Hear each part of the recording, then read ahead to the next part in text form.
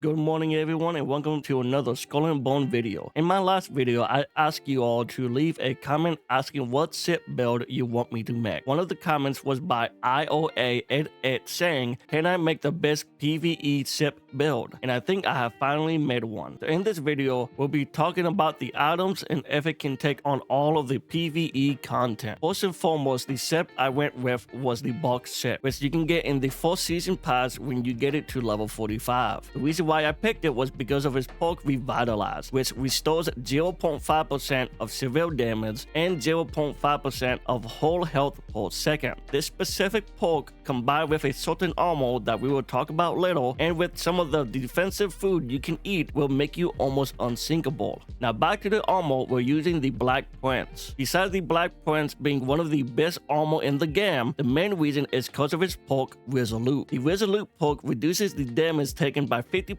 when the whole health is less than 33%, which combined with the bulk perk already makes it stronger than ever. Now, if you don't have the Black Prince, you can change the armor to the Warrior Custodian, which has another amazing perk called Refortify. If you use any of the health repair kit, it will apply the fortified effect for 12 seconds, which increases the armor by 35%. Starting with the weapons, in the front we're using the Twin Winds Ballista, which at the time of this video, you can only get it in the black market on San Ann or Tilak Penjawa. With its wide range and high damage, you can be far away and snap enemy forts and SIP weak points with no issue. On the left and right hand side of the SIP, we're going to be using the Fire Bombard 3. The best way of getting the Fire Bombard 3 is to get to the Cutthroat rank and buying the blueprint for 1400 pieces of it from the black market. The main reason why we're using the Fire Bombard 3 is because of its high damage and winds, which is excellent for anything we are going to face. These can be changed to the Mars Make 3, but they're more for forts than they are for enemy ships. On the back of the ship, we're using the Dardanelle gun, which is also in the black market for 450 sovereign. Finally, for the auxiliary, we will be using the Thomas 3. The Thomas 3 can be changed to the Leopold 3, but with this perk that can increase damage to structures by 50%, it's hard for me to let go of the Thomas 3. With everything else out of the way, we can now talk about the Phonosaur. The first Phonosaur is the Scoping Station, which hitting a target more than 320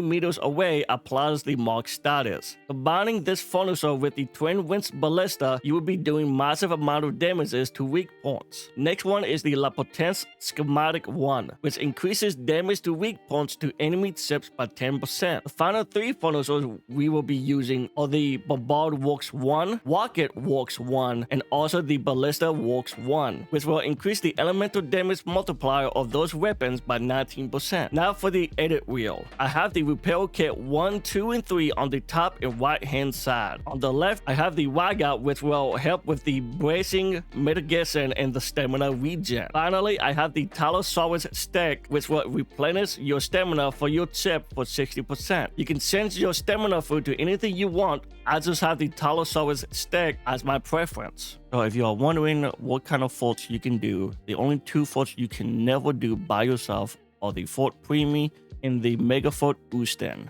These can never be done possibly by yourself. You will need a lot of people to help you on this. So now I'm going to give you a little bit of a tips and tricks for some of the forts that you can do by yourself. For instance, for Fort Granby, you only need to destroy 2 of the left or the right hand side and stand in that spot that you destroyed part of the fort towers. For Fort Harimu, you will be getting a lot of ships spawning at you.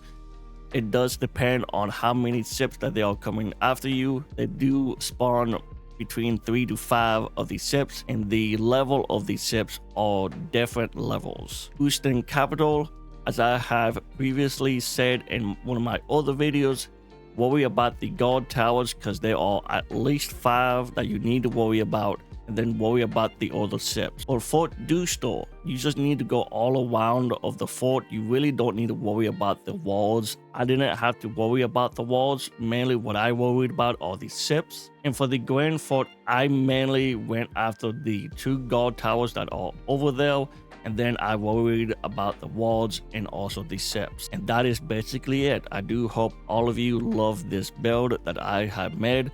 especially for you, IOA at it. I do hope that you like this video and this build that I made for you. And if you all do love this type of video that I made where someone commented and asked for what build to make, comment below and give me more builds. I really do love making different builds in this game, and hopefully in season 2 they will give us more items so we can make more different builds. And until next time, I will see you all later.